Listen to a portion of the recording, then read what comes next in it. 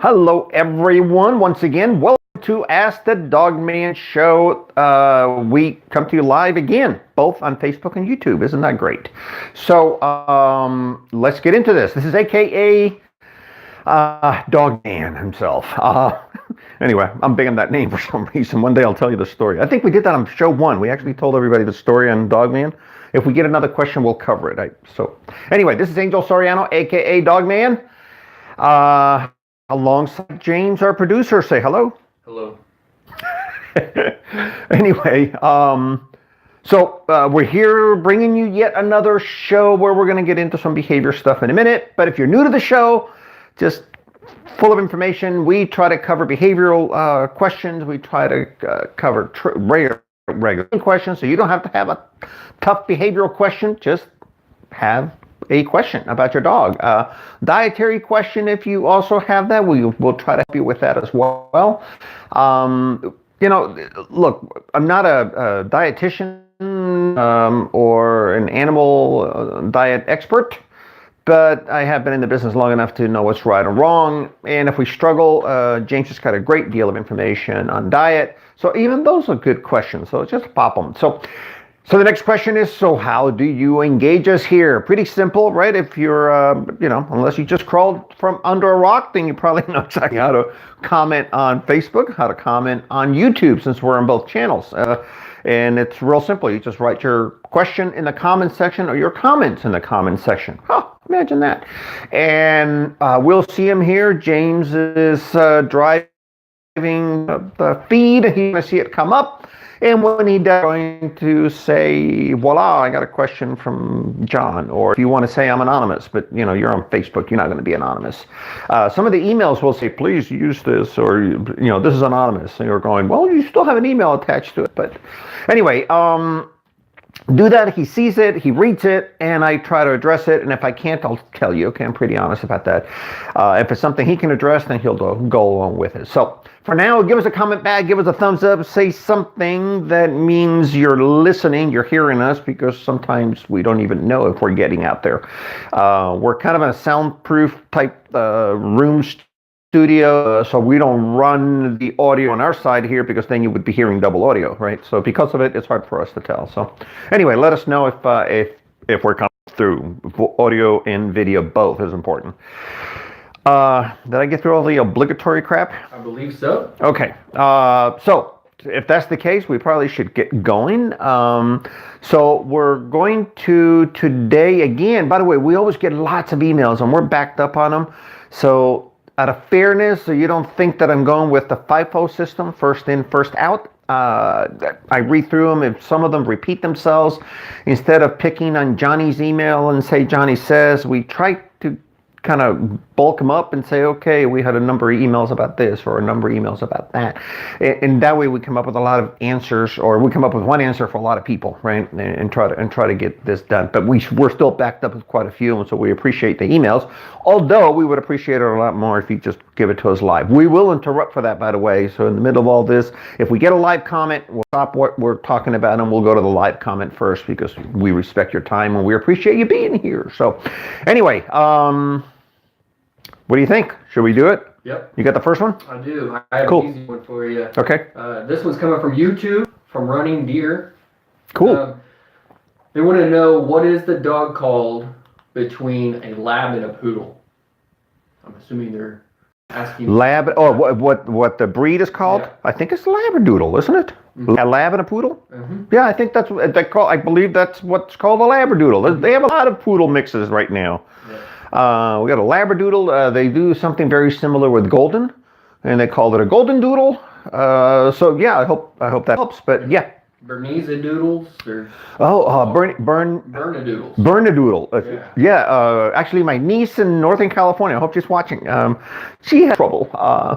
Anyway, great dogs, right? But Labradoodles are as well. So just shop around if you're looking for one, or if you're about to adopt one, or whatever. They're great little dogs. Get it trained like any other dog. Great question. Running Deer also asks, what do you do when your dog has diarrhea? Yeah. I would take it to the vet. Look, a home remedy that we've done around here is pumpkin. Not trying to cut in front of the veterinarian who has to do his job, because who knows how many things could be going on with this dog that has this case of the runs. But my immediate response, if this happens at nighttime and I see my dogs doing this, I put them on canned. Oh gosh, my brain just fried. Pumpkin, and this is the stuff that we use not for baking. So make sure that it doesn't have the sugars and all that kind of stuff in it. Just plain raw pumpkin. Go buy it, have it in stock, and give it to them, at least until you can bring them to the vet. Sometimes it stabilizes, sometimes it's just something minor, and the stomach will stabilize and you're fine. But if it's not well by the morning, take the dog in, okay? Boy. All right. Good question, thank you. Here we go. So, hit some emails real quick. Yeah. This one is one of the anonymous ones you were talking about. Recently, they adopted an 18-month-old small mixed breed dog. Okay. He's pottying all over the house. Can one fix this problem? I guess with an older dog, can you fix potty training? Okay. So the answer is yes. Okay. So can the problem be fixed? You can fix potty problems with any dog. Okay. The amount of effort you're going to have to put into this dog is a different story. So yes, you can fix this. Now,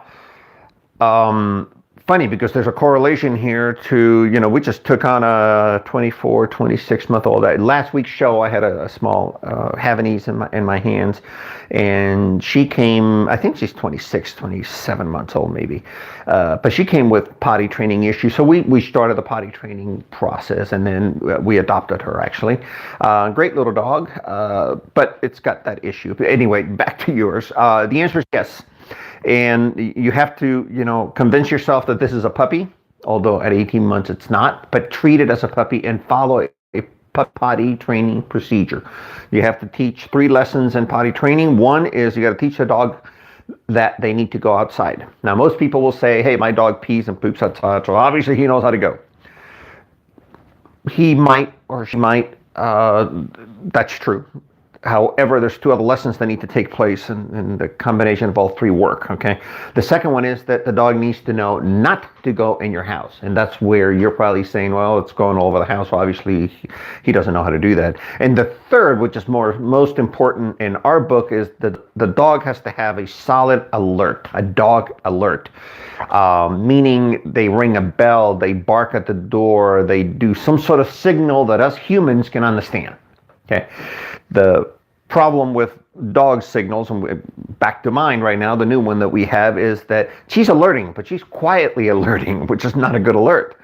Our dog's alert is to stand at the door. So that means that I have to be on my game 24/7. If she's out, I got to keep an eye on her and watch her and see what she's doing.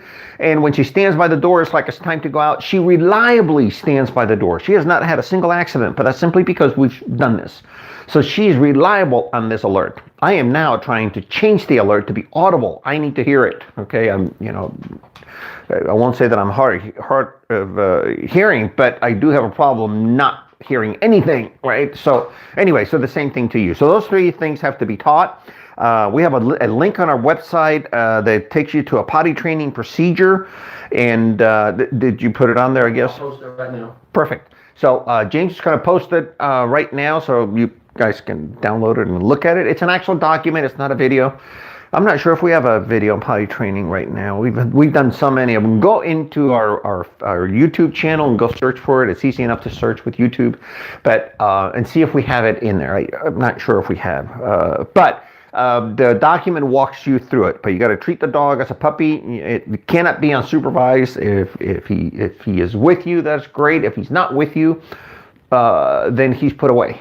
Right? It's simple. I mean, he cannot be trusted. By the way, if you take him outside and he does his business, you make a big deal out of it, now he can be trusted for the next 2 hours. 2 hours, that's it. After that, he either goes outside or you put him away. And when, after every meal, he's got to go outside. Anyway, the alert part of it, by the way, and the procedure gets into it, but the alert part of it is that if it's an audible bell, let's say, which we really love, and I like using bells all the time, then that bell has to be rung anytime you open that door.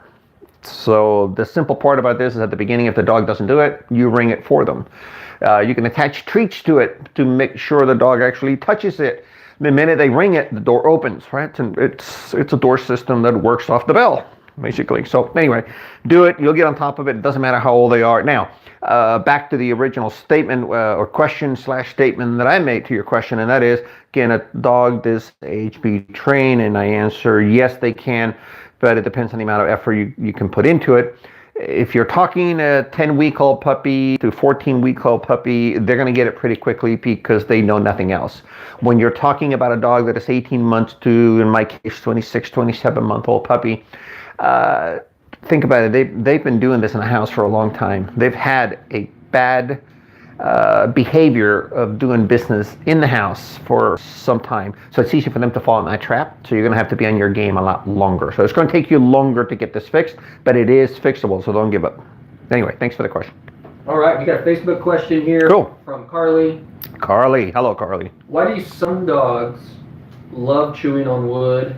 I've disciplined many times, even gone as far as putting a muzzle on them to punish them. Doesn't seem to faze him. Yeah. Well, a whole bunch of different reasons, but I'll tell you the ones that I can think of right now. Dogs chew typically because of a stage thing, a life stage thing, and it's been my experience that they get started as a puppy, meaning they go through the chewing stage. As you recall, I think in a prior show, I covered the fact that they go through 2 sets of teeth in approximately 4, maybe 5 months. That's constant pain, and as a result of it, they're constantly chewing on something. And sometimes they pick up this habit of chewing things that are yours, like your fine furniture. And if they do that, Carly, what happens is that they form a habit. So right now he's not teething, and that's not the case, but he learned a long time ago that this was kind of a cool thing to do, and they do it. And it's a hard thing to break. So, back to why they do it. Or that's, to answer your question, why is your dog doing this? The other one is, well, how do we solve this, right? Let's go forward. I mean, one is, it's going to have to be consistency, and I'm sure you're attempting to do that, but let me give you some tips. So, consistency, next item on it is you need to be able to interrupt reliably on this. So, if it's, furniture, then, that at least you have, a target to go after. If it's any piece of wood in the house, like frames and whatever, wooden clogs on your shoes, whatever, if he's going after any wood, it's a different story, it's a little harder. But let's assume it's furniture and maybe door frames. Then get yourself a product like bitter apple or bitter orange.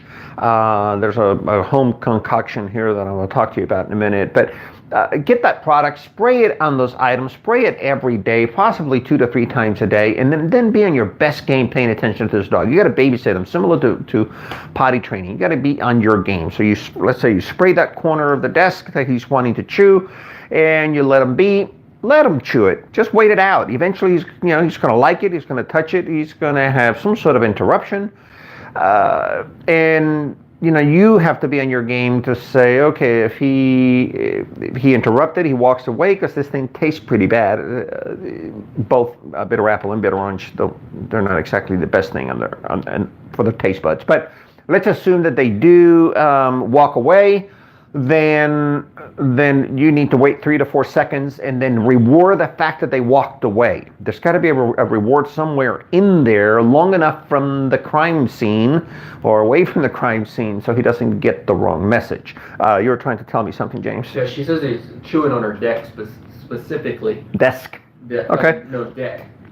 The deck. The deck. Okay, so an outside deck. Yeah. Hey, same fix. You're probably going to have to spray more though. Okay, but the question to you, if you can continue the dialogue, is he chewing on this deck while you're home and you're visibly looking at him, or is this a hidden thing where you're inside and he's just being an opportunist? Try to think about that. Meanwhile, while you're giving us a comment back, the interesting part to you, I'll continue with, let's say, the bitter apple product, which comes in a little bottle. I hate endorsing products. And in this case, I will. I get nothing out of this. By the way, there's a company called Grenix. Don't get any of the off-the-markets or the second brands out there. They're going to be a little cheaper, but this bottle is about $8 or $9. It's about, what is it, 16 ounces or so, or 12 ounces. It's really, really good product. They're the inventors of it. A veterinarian created it for use in medical reasons to keep dogs away from chewing on themselves. So you spray around the wounded area. It works in most cases. Do it on your dog.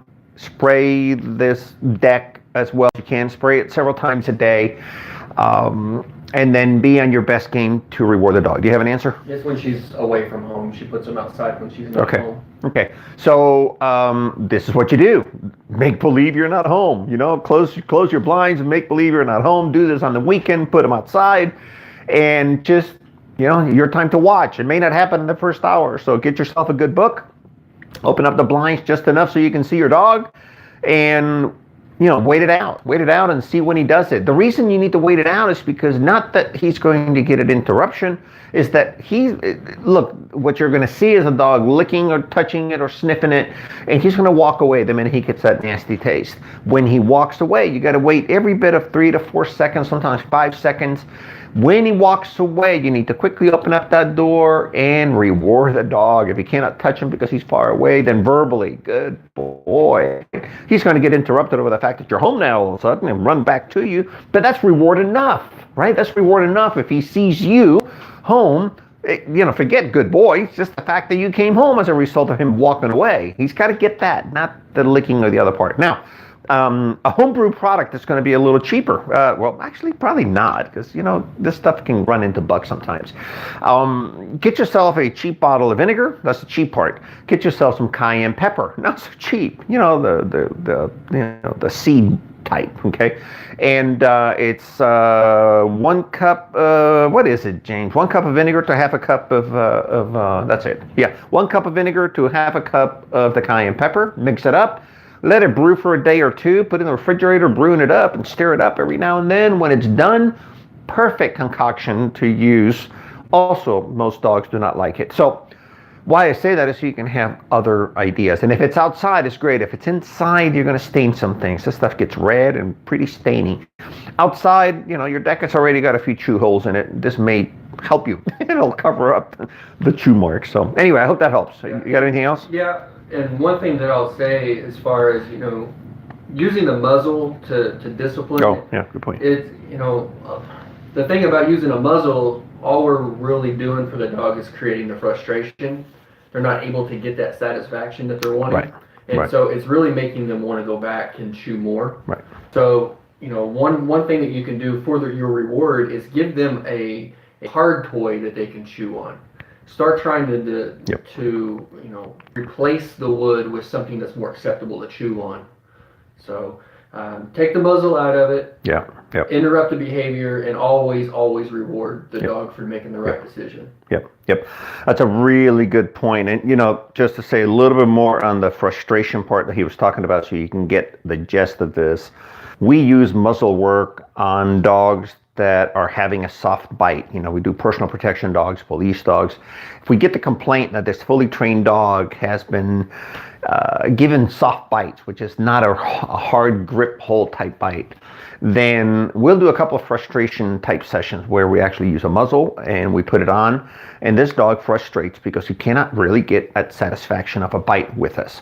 So understand that's why we know this thing's going to frustrate him. So if you put it on and you watch him and see what happens or whatever, frustration builds even more because he's not able to. So the best thing is to interrupt it and what we talked about. So go to town. Give us feedback though. That'd be kind of good information to know. Thank you. All right, here we go. What do you got? Sir, every time we leave the house. This is an email? This is an email. And it's another one very similar to kind of what we were talking about. Okay. But he says, sir, every time we leave the house, our dog chews something.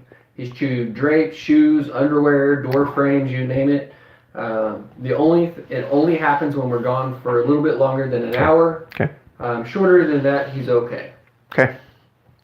Did you get the sir? I got the sir. Okay. Just don't forget that. Doesn't know you very well. Yeah, obviously not. I don't get that around here, so I'm very honored. I hope I give you an answer that it's corresponds to the salutations. So your dog sounds like it's got separation anxiety. You didn't use the term in there, and that's okay, but it sounds like separation anxiety of some level. By the way, if a dog has separation anxiety, they typically have other anxieties in them. So there's other things you probably have noticed that are kind of weird, quirky. What's going on with my dog? They may be associated with anxiety. Some dogs that have anxiety also may have a touch of fear aggression or a lot of fear aggression. So just pay attention, because you may see that. It's not the end of the world. It's just we need to deal with it. They're usually attached to each other. If you fix one, you fix the other. But on the fear aggression alone that you're touching on, if you're saying this dog is okay for an hour, 2 hours, is that what it said? An hour. An hour. So that's a really good data point to have, by the way. Most people don't know. They leave the dog to go to work, and they come back and the house has been demolished, right? And they don't know if it was 10 minutes or whatever. So obviously you've done some troubleshooting or accidental troubleshooting for that matter. But the fact that you have that data point is phenomenal, because what I'm going to ask you to do now is do some work with your dog where you reward your dog for not chewing up your stuff, right? How do you do that? Well, go get yourself some busy toys, is what we call them in the business. It's any toy that's got a hole in it that you can put stuff in it. And basically it's to feed the dog. And it's got to be really appetizing stuff you put in it, okay? Get yourself several different varieties and brands. I'm not going to plug anybody in this, but anything that has a hole in it, you'll be able to plug it in with food. And what I want you to do is just give it to them before you leave. You know that you're safe for an hour. So, you may have to freeze some of these toys to make sure that the stuff doesn't just melt and come off and the dog is done in 15 minutes. You want this to last over an hour. So what's going to happen is you're going to go to about 55 minutes, and he's safe, and you're going to come back into your house. Now, the best way to do it, in my opinion, is get yourself 2 cell phones, put one cell phone on the dog so you can see what's happening, leave all the toys around, watch them on the other phone, okay? And pay attention. 55 minutes, less than an hour, right? Just walk back in and take all the toys away.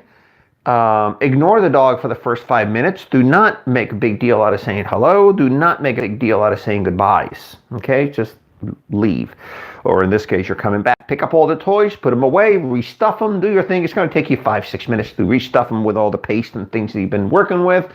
Some of them will have to go into the freezer, right? Because you got to freeze them. So do all of that. Once you're done, then say hello to your dog. Wait 30 minutes, hour, repeat the session. This time you're going to go a little longer. You're going to go, hour and 10 minutes, hour and 15 minutes. So do this repeatedly. And what's going to happen is over a weekend, you're going to find that, hey, my dog has got a 3-hour tolerance or a 5-hour tolerance, etc. The point is, do this over time and you're going to end up with a better dog. Now, don't let him fall back, which means that if he's getting destructive like that, look, you're obviously not kenneling the dog. I would suggest that you get yourself a plastic crate or a metal crate large enough for the dog. So any amount over the amount of time that he's safe, he should be crated and put away so he does not fall back into his old tricks. You can spend a whole weekend teaching him, grow up to 4 or 5 hours, and then lose all that training over the week because he gets destructive again after an hour. So anyway, do this over time. You should be able to reach 8, 10, 12 hours. I mean, eventually, here's the lesson. The lesson is you're trying to make the dog have fun without you. You being gone is a good thing, right? That's what you're trying to teach this animal, that you being gone is a great thing. So anyway, I hope that helps. It takes time, by the way. Anxiety issues are time consuming, okay? So good luck with it.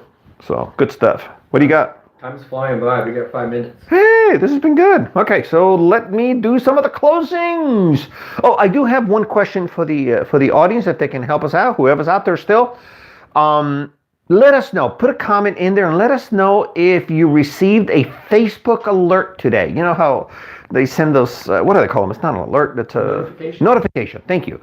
So did Facebook send you a notification prior to this? Typically, or I shouldn't say, the minute you go live, right? They go, pop, whatever, K9 University is live. Did you get one of those? Because we've been trying to troubleshoot this thing. We know the last couple of shows, no one got it. At least the group of people we know in our circle did not get it. So we're wondering if we need to go fix something. Settings are all correct. We just don't know what's going on, to be honest with you. So If you got one, let us know. If you didn't get one, that's fine too. Let us know. Either data point's a good data point for us to have. So anyway, so I think, James, are we done? We're good. Good. Well, thank you for tuning in, our friends, to obviously our show, Ask the Dogman. And we appreciate you being here. Again, we're going to be here next week, same time. We'll send announcements like we did this time. Every now and then we end up with other things and shows coming up. We're about to have Czech Fest. I got to say this. Czech Fest in Yukon is happening the first Saturday, which is October 6th. And we're all going to be there. We're going to attempt to do a live show there. So watch us, or better yet, come over and be part of the gallery as we're trying to do this. So anyway, October 6th, put it on your calendars. So that's it. Look, we do this for likes, hugs, and kisses. Okay, since you're not here to do this, give us a thumbs up, give us a heart, give us the best thing you can. That's all we do this for. So we appreciate everything you do for us, and we try to help out in any way possible. This is Angel Soriano, aka Dogman, barking back at you. You asked, we answered. Okay. Is that your phone? Oh, it's my watch. It's like, holy shit, that was good timing.